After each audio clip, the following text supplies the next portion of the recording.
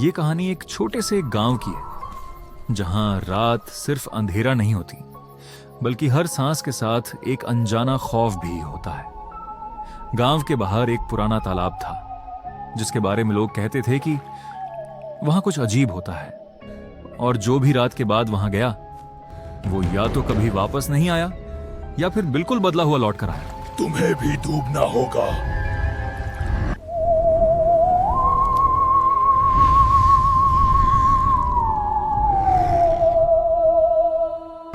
उसी गांव के एक घर में शाम ढल रही थी। चूल्हे पर बर्तन खनक रहे थे और एक लड़की खामोशी से बाहर की तरफ देख रही थी।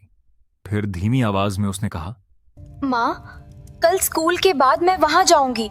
वो तालाब देखो जहाँ लोग कहते हैं कि कुछ अजीब होता है। आवाज सुनते ही माँ के हाथ रुक गए। घबरा कर बोली, अनाया, तुम वहाँ नहीं जा सकती। सुना है वहाँ रात को आवाजें आती हैं। लड़की ने हल्की सी मुस्कुराहट के साथ जवाब दिया, माँ, आप हमेशा डराते हो।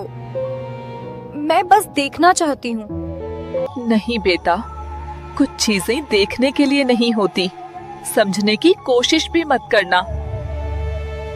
लड़की चुप हो गई लेकिन उसकी आंखों में डर नहीं था, सिर्फ एक गहरी जिज्ञासा थी।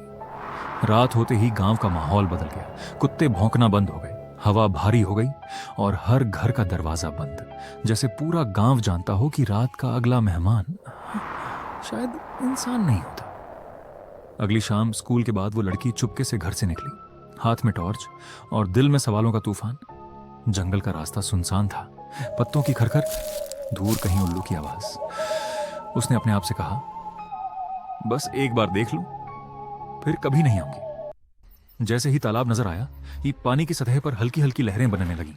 घबराकर उसने कहा, हेलो, कोई है यहाँ? अचानक तालाब के अंदर से एक आवाज आई, यहाँ मत आओ। उसके हाथ कांपने लगे, सांस अटक गई। कौन हो तुम? पानी के अंदर से एक साया उभरा, इंसान जैसा, लेकिन इंसान नहीं। मैं यहीं डूब गया था। ये तालाब अब मेरा घर है। अचानक पानी उछला, वो फिसल कर गिर गई। दिल जोर जोर से धड़क रहा था। किसी तरह उठकर वो भागी और पीछे से पानी के छपकने की आवाज आती रही। अगली सुबह गांव में सरगोशियां फैल चुकी थीं। एक बूढ़ी औरत ने उसे देखकर कहा, अनाया बेटा, मैंने तुम्हें कहा था ये खेल नहीं है। गांव के लोगों का बेटा वहाँ से कभी वापस नहीं आया। धीमी आवाज में जवाब मिला, दादी, वहाँ कुछ है, मैंने देखा। हम जानते हैं, इसीलिए मना करते हैं। उस तालाब ने गांव के कई लोग छीन लिए हैं। एक लड़का हंसते हुए बोला, अरे अनाया, कहीं तुम भूतनी से दोस्ती तो नहीं कराई? ये मजाक का वक्त नहीं है।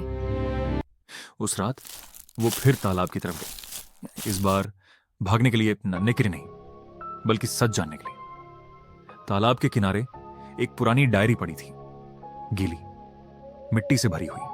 पढ़ते हुए उसने कहा, जो भी तालाब के करीब गया उसकी रूह यहीं कैद हो गई। अचानक हवा तेज हो गई, इधर उधर से सरगोशियां आने लगी। तुम भी हम जैसी बन सकती हो। मैं सिर्फ सच चाहती हूँ, मुझे नुकसान मत पहुंचाना। तालाब के चारों तरफ साए जमा हो गए। एक साथ आवाज आई, या तो तुम यहीं रह जाओगी या फिर हमारा राज हल करोगी। उसने हिम्मत करके कहा, अगर तुम यहां कैद हो तो तुम्हें आजादी चाहिए, डर नहीं। कुछ लम्हों के लिए खामोशी छा गई, फिर पानी चमकने लगा, साए धीरे धीरे घुलने लगे। सुबह की रोशनी फैल गई। माँ, कुछ राज ही रहने चाहिए। तुम वापस आ गई, यही बहुत है। गांव का तालाब आज भी वही है, बिल्कुल खामोश, लेकिन कहते हैं रात के बाद उसकी गहराई अब भी किसी का इंतजार करती है। तुम्हें भी डूबना होगा। Subscribe to Night Frame Horror Stories. Like this video and ring the bell for more unsettling tales.